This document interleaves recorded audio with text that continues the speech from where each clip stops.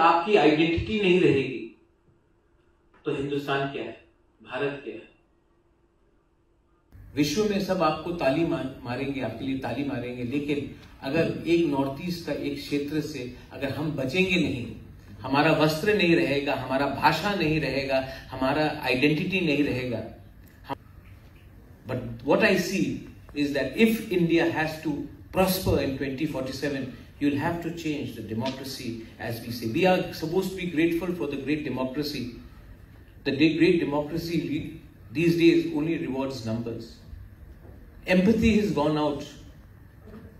Jingoism and rhetoric has come in. So I think for us to survive in 2047, we will need to look after. When we talk about minority today, we talk about religion, but minority are also ethnicities. I speak for my region. I don't speak for the rest of country. I think we should all speak for a region. हम लोग सबको अपने क्षेत्र के बारे में बात करना चाहिए. त्यागी जी तो सब जानते हैं. ये गुस्सा को भी हमें त्यागना पड़ेगा त्यागी जी. और जिस दिन ये कब तक ये चलेगा, ये कब तक ये चलेगा, और जब तक ये चलेगा इस मुद्दे में कोई बात नहीं करेगा. हिंदुस्तान, भारत, इंडिया, आप उसको कुछ भी कहे, ये किसी एक व्यक्ति का जागीरदारी नहीं है, ये हम सब की विरासत है. एंड दैट विरासत has to be maintain through collective responsibility, humility and unity. बेलाई बेलाई नो हम बाय. Thank you.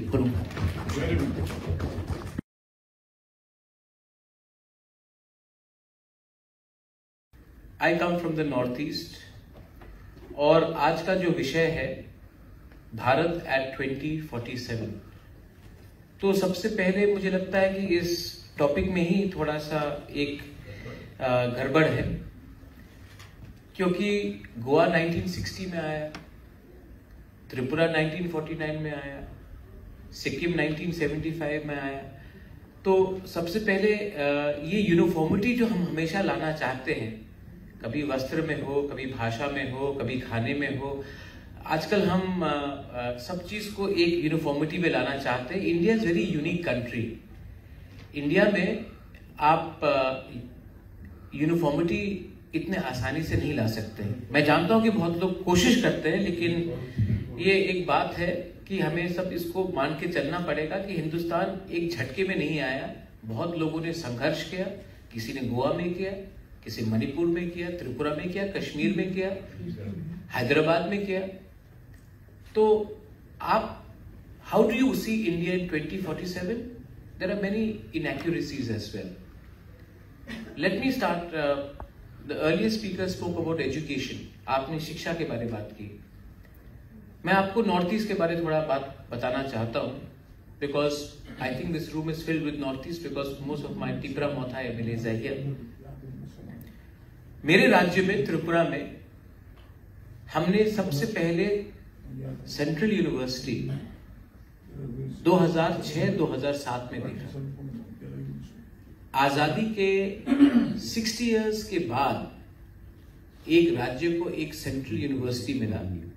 इससे पहले हमें कहीं और जाना पड़ता था अगर आपको क्वालिटी सेंट्रल यूनिवर्सिटी आपको शिक्षा चाहिए थी.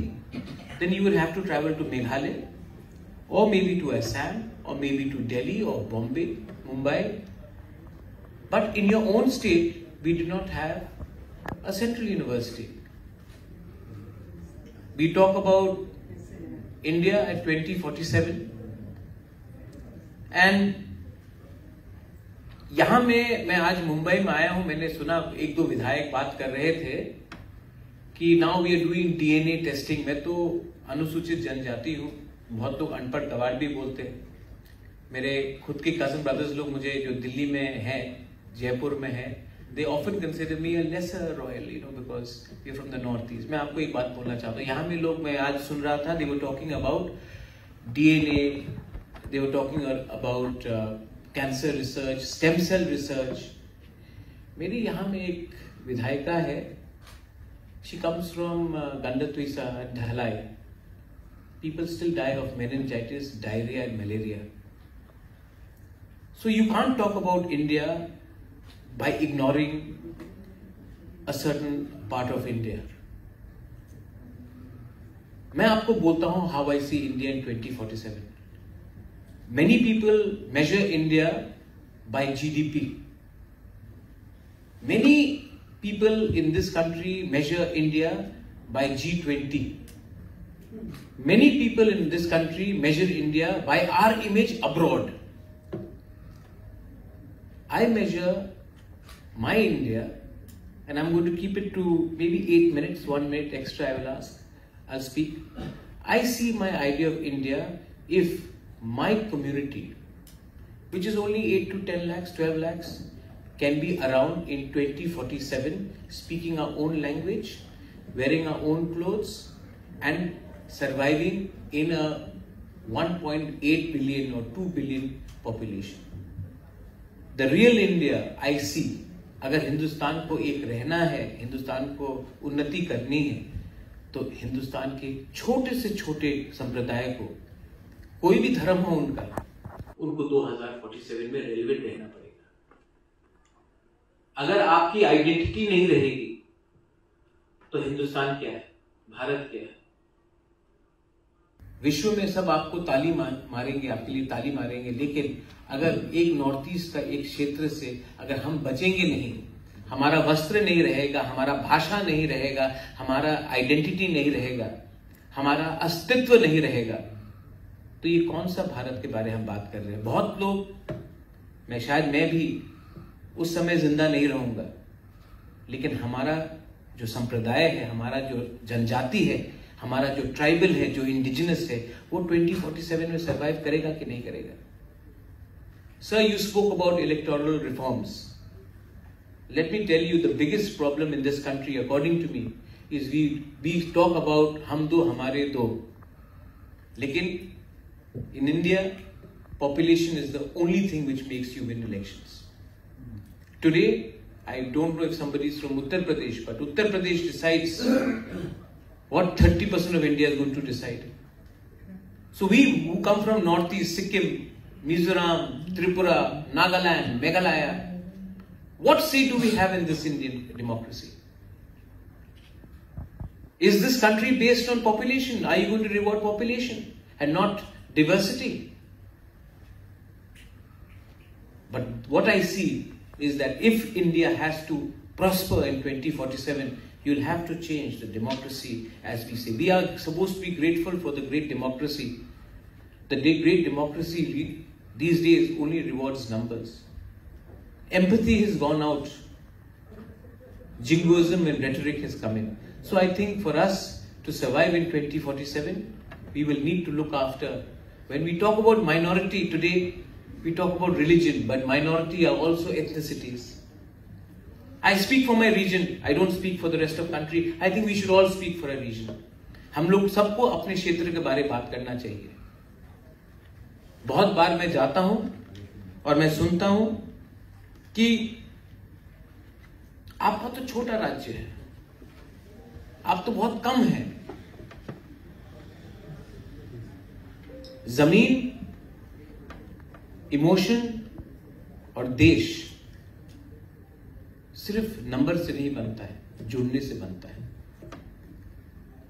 If India has to prosper in 2047, we'll have to think for a new economic policy. We'll have to think about climate change, because we are not living in an insulated world. We have to think about unlearning what we have learned in the last 60 years. I'm not saying unlearning after 2014. I'm talking about unlearning throughout, because there are many things that we have to learn.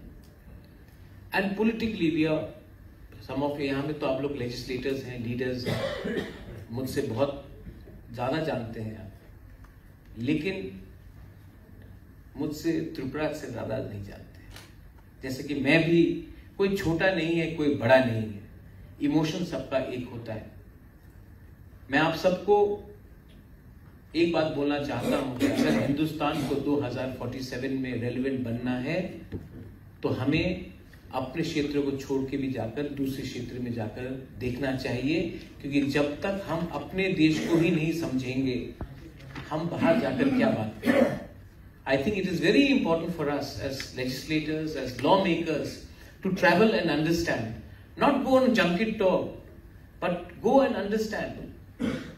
And I know there are some leaders here who have traveled the nook and corner of this country, and I see them in the room. We may be politically in opposite camps, but I do appreciate that. We have to learn to appreciate even the best qualities in our opponents. And a great India in 2047 will only be possible if we are all humble. ये देश को humble रहना पड़ेगा. जो देश के अंदर अहंकार आ जाता है, वो देश अपने ही लोगों को सबसे पहले छोड़ता है.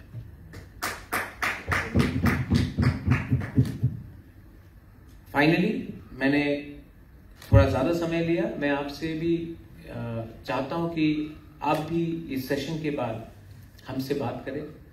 हम भी आपसे सवाल पूछे, आप भी सवाल पूछे, लेकिन हॉस्टिलिटी नहीं होना चाहिए. आजकल 9 बजे के टीवी चैनल्स में मैं देखता हूं हर जगह में India Pakistan line of war. ये इतना, इस देश में इतना, why is there so much of anger, why are we so upset? क्योंकि यस, त्यागी जी तो सब जानते हैं, ये गुस्सा को भी हमें त्यागना पड़ेगा त्यागी जी.